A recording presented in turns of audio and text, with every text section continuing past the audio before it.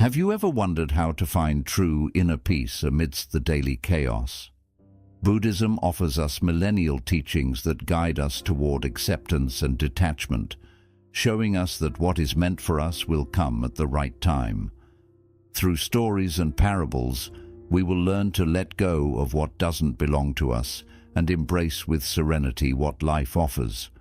We will discover that detachment doesn't mean indifference, but a profound freedom that allows us to fully live in.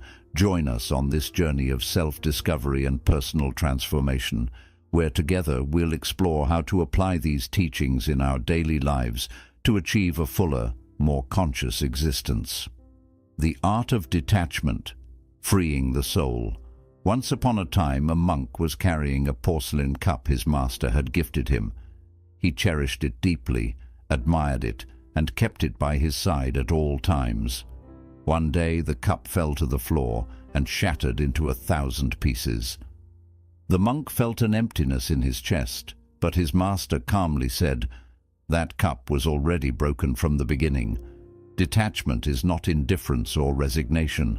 It's understanding that nothing in this world is permanent. How many times do we cling to things, people, or situations, fearing to lose them? We hold on to relationships that no longer serve us, expectations that only bring frustration, and memories that keep us chained. We believe that if we let go, we lose. But in truth, letting go sets us free. Buddhism teaches us that suffering arises from attachment. We cling because we seek security in a constantly changing world. But true security is not found in the external world, but in our ability to accept impermanence. When we understand this, we stop seeing loss as tragic and start living with lightness. Think of it this way: the river doesn't cling to the water that flows, it simply follows its course. We too can learn to flow with life rather than resist its changes. How many times has life taken something away from us, only to give us something better later? But in the moment, blinded by fear and anxiety, we fail to see it. Practicing detachment doesn't mean giving up what we love. It means loving without possession, without dependence. It's enjoying what we have, knowing that at some point it might change. And when that change comes, we will be at peace. Detachment is a key that opens the door to acceptance, the next step on this path. Because once we learn to let go, we need to learn to embrace what life brings us, without resistance or struggle. Radical acceptance, embracing reality as it is. One day, a disciple approached his master and said, "Master, I suffer because life is not how I want it to be." The master smiled and replied, "You suffer because you resist what is. Life is not here to please you, it is here to teach you." Acceptance does not mean resignation or giving up. It means seeing reality clearly, without filters or self-deception. But why is it so difficult for us to accept what happens? Because our mind creates stories about how things should be. We believe that if we fight hard enough, everything will fit into place. But life doesn't work like that. Imagine you're at the beach and you see a massive wave coming toward you. You can try to stop it, curse it, resist it, or you can dive into it and let it carry you. The wave isn't going to disappear just because you don't like it. The same goes for the situations we cannot control. Resisting only creates more suffering. Accepting life as it is does not mean we should resign ourselves to what hurts us or harms us. It doesn't mean we stop fighting for what we want. It simply means recognizing what is, without denying it or dramatizing it. Once we accept, we can decide more clearly what action to take. Think about the story of the archer. An expert archer can precisely calculate the trajectory of his arrow, but there are factors beyond his control: the wind, the humidity, the movement of the target. He can lament and become frustrated, or he can adjust his aim, adapt, and shoot again. In life, Many things are out of our control. Acceptance allows us to focus on what we can do. Sometimes we resist reality because we feel that acceptance means losing. But the opposite is true. Acceptance gives us power. It frees us from the weight of pointless struggle. It allows us to let go of what we cannot change and focus on what is within our grasp. The secret is in changing the question. Instead of asking, "Why is this happening to me?" we can ask, "What is this teaching me?" This simple shift in perspective changes everything. It allows us to find learning in what once seemed like only suffering. Acceptance also means embracing ourselves, with our light and our shadows. Often, our greatest struggle is with ourselves, our mistakes, our imperfections, our past decisions. But punishing ourselves doesn't help. It is only when we accept ourselves that we can truly transform. The monk who broke his cup understood that everything was meant to be as it was, and in that understanding, he found peace. We too can do the same. When we stop resisting what is inevitable, we find deep tranquility, and it is in that tranquility where trust is born. Trust that what is meant for us will come, and what is not will go. In the next chapter, we will explore Buddhist stories that help us understand how life always gives us what we need, even when we don't understand it at the time. Buddhist stories about fate and trust in life. An old monk lived in a remote village. One day, a beautiful wild horse appeared in his garden. The villagers, amazed, said, "What luck you have! A horse like this is a great treasure." The monk calmly responded, "Luck or misfortune, who knows?" Soon after, the monk's son tried to tame the horse but fell and broke his leg. The villagers exclaimed, "What misfortune? Now your son can't work." The monk, with the same serenity, replied, "Luck or misfortune, who knows?" Weeks later, a war broke out, and all the young men in the village were drafted, except for the monk's son, who couldn't go because of his injury. The villagers once again said, "What luck you have!" And the monk, unfazed, replied, "Luck or misfortune, who knows?" This story teaches us something powerful. Life follows its course, beyond our limited perception of the present. Many times, we rush to judge what happens to us as good or bad, not realizing that every event is connected to something bigger that we cannot yet see. How often has something that seemed like misfortune eventually led us to a better place? Perhaps you lost a job and thought it was the end, but that loss led you to find something you're passionate about. Maybe a relationship ended and you suffered, but later you realized it was the best thing that could have happened. Life is wise, and when we trust its process, we stop suffering over what we don't understand in the moment. Buddhist teachers tell us that the universe doesn't take anything from us without a reason. What leaves, leaves because its cycle has ended. What comes, comes because we are ready to receive it. But to understand this, we need patience and an open mind. Another Buddhist story speaks of a man who was walking and saw a butterfly struggling to break free from its cocoon. With good intentions, the man decided to help and gently opened the cocoon. The butterfly emerged, but its wings were weak and it could never fly. The man didn't know that the effort to get out of the cocoon was necessary to strengthen its wings. By intervening, he prevented its development. How many times in our lives do we become desperate and try to force things? We want immediate answers, instant results. But the process is part of the learning. We can't open the cocoon before it's time. We can't rush what is not ready. Trusting in life doesn't mean standing still and doing nothing.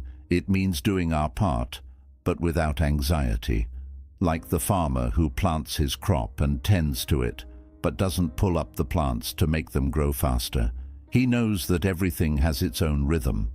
Buddhism invites us to see life through the eyes of an observer.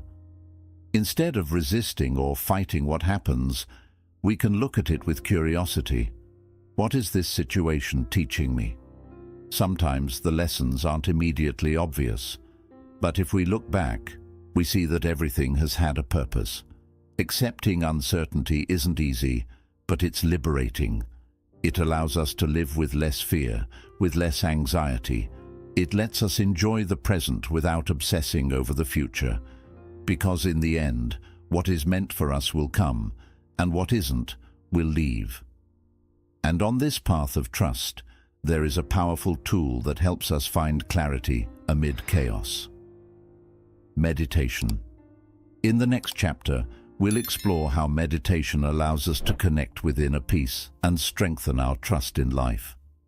The practice of meditation to cultivate inner peace. In a Buddhist monastery, a disciple approached his master and said, "My mind is a whirlwind of thoughts. I try to find peace, but the more I try, the more restless I become."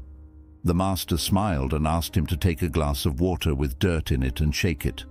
"Now wait," the master said. Gradually, the dirt settled at the bottom and the water became clear. "This is the mind," explained the master. "If you allow it to calm, clarity comes by itself." Meditation is one of Buddhism's most powerful tools for training the mind and finding inner peace. It's not about clearing the mind or escaping from problems. It's about observing without judgment, allowing thoughts to flow without clinging to them. We live in a world filled with constant stimuli, notifications, social media, news, worries. Our minds are always busy, but when we meditate, we give the mind a break. It's like turning off the external noise to listen to what truly matters. The benefits of meditation are supported by science. It reduces stress, improves concentration, strengthens the immune system, and most importantly, helps us develop a healthier relationship with our thoughts and emotions. But beyond the benefits, meditation teaches us something fundamental: impermanence. When we close our eyes and observe our breath, we realize that everything is temporary. A thought appears and disappears. An emotion arises and fades. This helps us understand that nothing in life is permanent. Not pain, not sadness, not anxiety. Everything flows. Many people say they can't meditate because their minds won't stop. But the mind doesn't need to stop. Meditation isn't about stopping thoughts. It's about learning to see thoughts as clouds in the sky. They come and go, but the sky remains. There are many types of meditation in Buddhism, but one of the simplest and most effective is breath meditation. All you need to do is find a quiet place, close your eyes, and bring your attention to the air entering and leaving your nostrils. Don't try to control anything, just observe. If your mind wanders, gently bring it back to your breath. There's no need to force anything. Another powerful practice is the meditation of gratitude. Every day, take a few minutes to reflect on the things you're thankful for. This shifts your perspective and helps you focus on the positive instead of what's missing. There's also the letting go meditation. If there's something weighing on you, imagine holding it in your hands. Breathe deeply, and with each exhale, imagine releasing it little by little.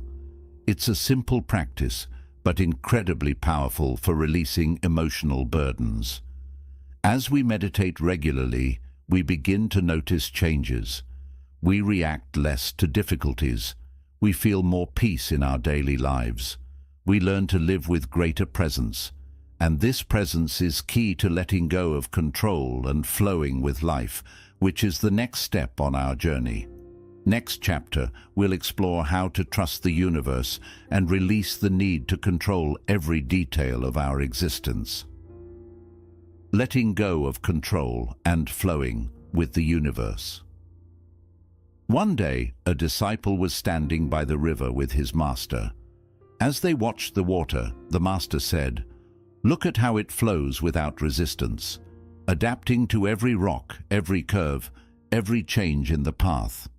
It doesn't fight the current, it simply moves forward. We try to control everything, our relationships, our future, what others think of us. We believe that if we plan enough, we can avoid pain and guarantee our happiness. But life doesn't work that way. Like the river, it is in constant motion. When we cling to what we can't control, we suffer. Buddhism teaches us that true peace comes when we learn to let go. It doesn't mean we stop trying. It means we accept that not everything is in our hands. We can do our best, but we can't control the outcome. We can love someone, but we can't make them stay. We can take care of our health, but we can't avoid illness forever. There's a Buddhist story about a man who clung to the branch of a tree at the edge of a cliff. He was exhausted, but afraid to let go. What he didn't know was that right below him there was solid ground. If he had let go, he would have landed safely. But his fear kept him trapped. This is how many of us live. We cling to jobs that don't make us happy, to relationships that no longer serve us, to expectations that only frustrate us. We're afraid to let go because we think we'll fall, but in reality, letting go is often what saves us. But how do we learn to let go of control? First, by accepting that uncertainty is a part of life. There are no absolute guarantees. The problem isn't the uncertainty, it's our resistance to it. Instead of viewing the future with fear, we can view it with curiosity.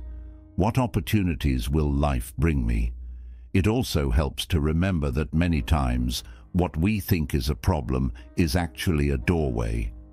There are people who lost their jobs and found their true calling. Relationships that ended only to make room for something better. Everything is connected in ways we can't always see in the moment. Another way to practice detachment is to stop identifying with the outcomes. We do things because we enjoy them, not just because we expect a reward. Like a painter who paints without worrying about whether or not the painting will sell. Like a child who plays without thinking about winning. When we act from this place, life becomes lighter. Meditation is key here as well. It helps us observe our fears without being swept away by them. It allows us to clearly see what we can and cannot change. Letting go of control doesn't mean we leave everything to chance. It means we trust that whatever happens, we can handle it. It means we stop resisting and start flowing with life. And when we flow, something beautiful happens. We begin to feel more compassion, not just for others, but for ourselves. Because letting go isn't just about the external world. It's about releasing our own judgment and self-criticism. In the next chapter, we'll explore how compassion helps us live with more love and less suffering. Compassion for oneself and others. A monk was walking along a path when he saw a man striking his chest and crying. "Master," said the man, "I have made many mistakes. I have hurt the people I love, and I cannot forgive myself." The monk gently replied, "If a bird breaks its own wing for having made a mistake in flight, how can it fly again?" Guilt is the stone that stops us from moving forward. Compassion is the wind that lets us continue. In Buddhism, compassion is one of the most important pillars. But it's not just about being kind to others. It's about learning to be kind to ourselves. Too often, we are our own worst critics. We punish ourselves for past mistakes, demand perfection from ourselves, and speak to ourselves harshly. We say things to ourselves that we would never say to someone we love. But what good does that harshness do? Does it help us improve? The truth is, it doesn't. Self-compassion is not an excuse to avoid growth. It is the foundation that allows us to change without fear.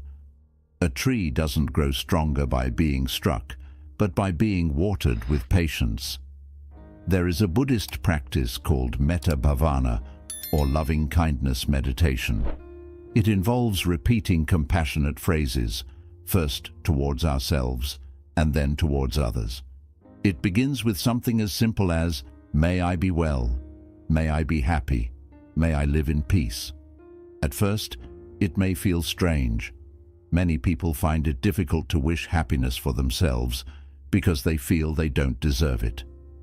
But the reality is, only when we learn to treat ourselves with love can we offer true love to others. Compassion also means understanding that we are all on a journey of learning. No one is born knowing how to live. We all make mistakes, make poor decisions, and react in ways we later regret. But if we continue to punish ourselves for the past, we can never move forward. Now, compassion doesn't mean justifying what harms us. If someone treats us badly, it doesn't mean we have to accept their behavior. We can be compassionate without allowing ourselves to be hurt. The difference is that instead of reacting with hatred, we respond with understanding. Not because the other person deserves it, but because we deserve peace. There is a Buddhist story about a man carrying a sack of stones on his back. He was exhausted, but he kept walking without letting go of the sack. A monk saw him and asked, "Why are you carrying that weight?" The man answered, "These stones are my grudges and resentments." The monk replied, "Let them go. You don't need to carry them to continue on your path." This is how many of us live, holding on to anger, resentment, and the wounds of the past. We think that by holding on to grudges, we punish the person who hurt us, but in reality, we only punish ourselves. Letting go of resentment doesn't mean forgetting, but freeing ourselves from the weight that prevents us from moving forward. A Buddhist master once said, "If you hold a burning coal with the intent to throw it at someone, you are the one who gets burned first." Anger and hatred harm us far more than they affect the person we aim them at. But how can we develop compassion when we've been hurt? First, by realizing that people act based on their level of awareness. Someone who hurts others is likely dealing with their own suffering. This doesn't excuse their actions, but it helps us not take things personally. Second, we allow ourselves to heal. We don't need to hold on to the pain forever. We can choose to close that chapter and move forward. And third, we remind ourselves that compassion is not a sign of weakness. It is a sign of strength. It takes more courage to forgive than to stay angry. It takes more bravery to let go than to hold on to what causes us pain. When we embrace compassion, our lives transform. We stop reacting out of fear and start responding with love. We become more patient, more understanding, and more at peace. This compassion not only improves our relationships with ourselves and others, but it also brings us greater harmony with the world. It is a key step on the journey to inner peace. In the next chapter, we will explore ways to apply these teachings in our daily lives so we can live with greater wisdom and fulfillment. Integrating Buddhist teachings into daily life. One day, a monk and his disciple were walking through the forest. The disciple, feeling anxious, asked, "Master, how long will it take me to reach enlightenment?" The master replied, "If you walk in a hurry, it will take much longer. If you walk with patience, it will come sooner than you think." This is one of the great lessons of Buddhism. Transformation doesn't happen instantly. It's not just about reading a book, watching a video, or understanding a concept right away. True change happens when we apply what we learn day by day in our daily lives. After all, knowing that attachment leads to suffering is useless if we still hold on out of fear. Understanding the value of acceptance means nothing if we continue to resist life's challenges. So, how do we bring these teachings into our everyday lives? How do we make Buddhism not just a philosophy, but a way of living? First, practice detachment. This doesn't mean giving up everything or avoiding emotions. It means enjoying life without becoming overly attached. When something good comes your way, welcome it with gratitude, but don't fear losing it. When something leaves, allow yourself to feel the loss, but without clinging. Ask yourself, am I holding on to this out of love or fear? The answer will guide you on whether it's time to let go. Second, embrace radical acceptance. Start each day by asking, what can I accept today? It might be a tough situation at work, a disagreement with someone, or even a personal flaw. Acceptance doesn't mean giving up. It means making peace with what already is, rather than resisting it. Only when we accept things clearly can we act with wisdom. Third, trust in life. Whenever something doesn't go as planned, remember the story of the monk's horse. Don't be too quick to label events as good or bad. Instead, ask yourself, what lesson is this teaching me? Over time, you'll see that everything has a purpose. Fourth, daily meditation. It doesn't have to be long or complicated. Just a few minutes of mindful breathing can make a difference. If you spend 5 minutes each day simply observing your breath, your mind will gradually become calmer. Don't expect instant results, but with time, you'll notice you react less and understand more. Fifth, let go of control. Do your best, but don't obsess over the outcome. Be like the archer who shoots the arrow without fixating on the target. If things don't turn out the way you hoped, instead of feeling frustrated, ask yourself, how can I flow with this?